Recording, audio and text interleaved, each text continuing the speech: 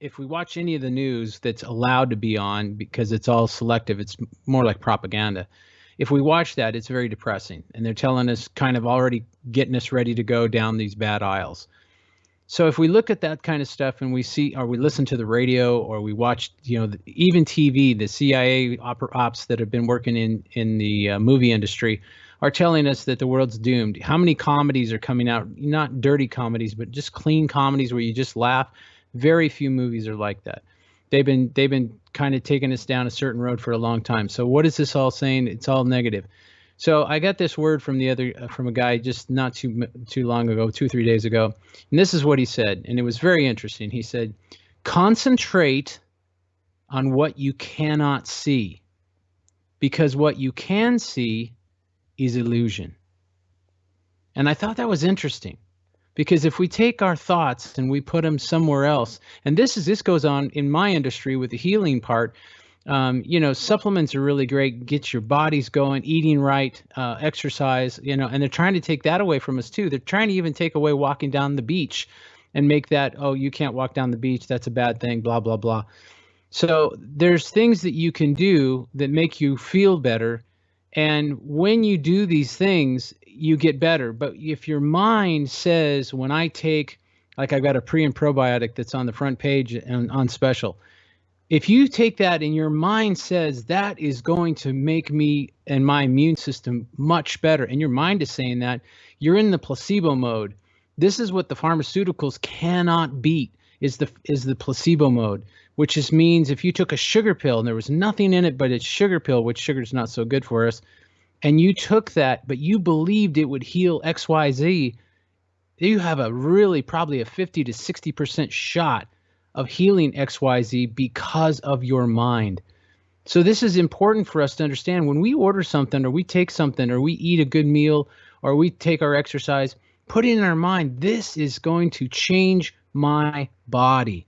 And when you do that, things change. You're going to see better. You're going to feel better. Your brain's going to work better. Everything's going to be better. It used to be you go to the doctor and you go, I'm not feeling well. What's this? And he'd say, oh, well, you better get your affairs in order. You're in trouble. And then you go, oh, okay, let me go to a second opinion. Notice that the insurance don't pay for second opinions. So what if that doctor's misdiagnosing us? So this happens all the time. This is why it's so important, our thoughts. And our thoughts can change our world. This has already been proven in science. Yeah, I agree. And I know that. And it's even a biblical principle, as you think. And that's why I think it's so important not to be stressed out in today's society. You can't allow that, because if you think you're stressed and you are stressed, it really does a number on your body, and it can trigger things in your body that, it can trigger horrible things like cancer and, all of these issues with our body. So, I think that's a very important point. Now with that, Ronnie. Right now, there's one thing all 8 billion of us on Earth wish for: a vaccine for COVID-19. Around the world, political leaders, sweating on getting us to the other side of the pandemic, promise it'll happen within 12 to 18 months. But hang on a minute, vaccines normally take decades to formulate, and quite often success never comes. So why should we be so optimistic now? As Liam Bartlett finds out, some scientists say talk of a coronavirus vaccine is not only raising false hope, it's fake news. A safe vaccine, available to all, affordable to all. It's the great hope galvanising the world. A vaccine for COVID-19. It's humanity against the virus. We can't get back to full normal until we develop vaccines. For a planet and its population in lockdown, it's our one sure way back to normal. Our best and brightest medical minds and researchers are working tirelessly. But are we being sold a lie? After all, COVID-19 is the 7th coronavirus to strike mankind, and we've never found a vaccine for any of them. We are very confident that we're going to have a vaccine at the end of the year. To quote a famous president, it's fake news. The shortest time anybody's ever found a vaccine against any disease that I'm familiar with is about 7 years. The average time is 20. to be talking about a magic bullet coming in months it borders on the absurd. One of the best places. Professor Arthur Kaplan is Director of Medical Ethics at New York University. I'm not saying don't spend the money. I'm not saying don't do the research. But we can't plan public policy on a miracle.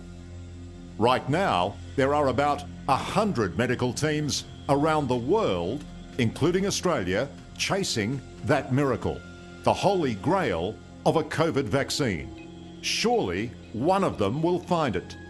Look, viruses are very clever. We have no AIDS vaccine right now. We've been looking for that for more than 25 years. There's no vaccine for hepatitis C. Even the flu vaccine we've got, which we've been working on for decades, is about 40% effective in a good year. There's no guarantee we will find something to beat this virus. But the idea that just because a lot of teams work on this, it's going to give somebody the breakthrough, that doesn't follow. You have the whole world working on it, so this is not a disease that is a neglected disease. Everybody and their brother is working on it, right? So there's about 100 vaccines that people are looking at very hard right now. I think one of them will work. The University of Alabama is one of the front runners in the race for a vaccine. Professor Fran Lund, working with the US pharmaceutical company Altimmune, is taking an influenza vaccine that's already highly developed and modifying it to fight the coronavirus.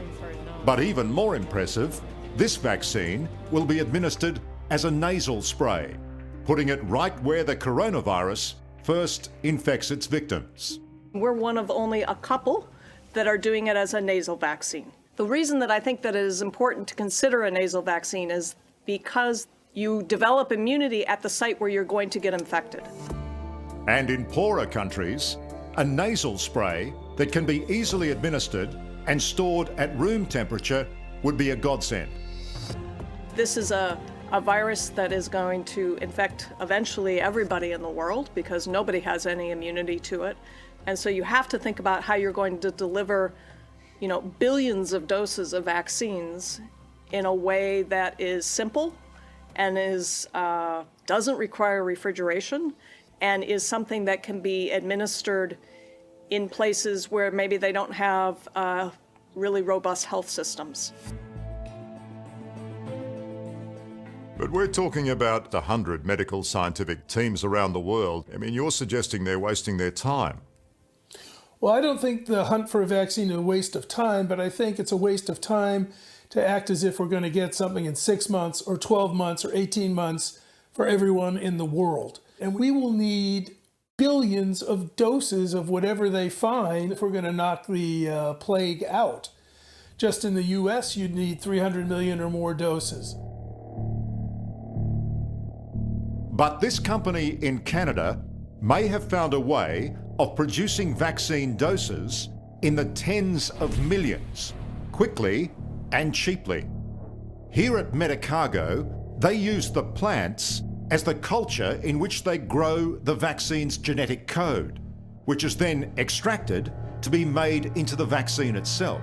So we use the plants as our bioreactors, and it's a rapid process. So once we get the genetic information into the plants, 7 days after that, we can harvest the leaves and we can extract the vaccine. Natalie Landry is Medicago's Vice President of Biotechnology. So let's say you find this holy grail.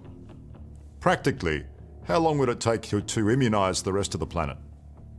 So currently we have 2 manufacturing facilities. So the one we have in Quebec can produce 1 million doses per month. And the one we have in the US, in North Carolina, can produce around 10 million doses a month. So in the very short term, we have a capacity of around 11 million doses a month. The vaccine being developed by Medicago's research team is truly ingenious. They're creating microscopic copies of the coronavirus. These virus-like particles are non-infectious and cannot replicate. But in a vaccine, they fool the body's immune system into responding and thus create an immunity to the real virus. If your company does crack the code, it'd just go straight into the medical history books, wouldn't you? If everybody's doing his job, we can make it happen, and we can make it happen fast, because we're trying to do in 18 months what would require normally 3 to 5 years. It's fair to say, isn't it, that if we are to have any hope, the hope is that we will find a vaccine. Oh, we will. We will find a vaccine. It's not the first time we're producing a vaccine or developing a vaccine, so there's gonna be a vaccine. It's a matter of doing the things right, proving that the vaccine is safe and effective. Finding a vaccine, as impossible as that may seem right now, is only the first step. Remember, this is something that's going to have to be injected, somehow delivered to most.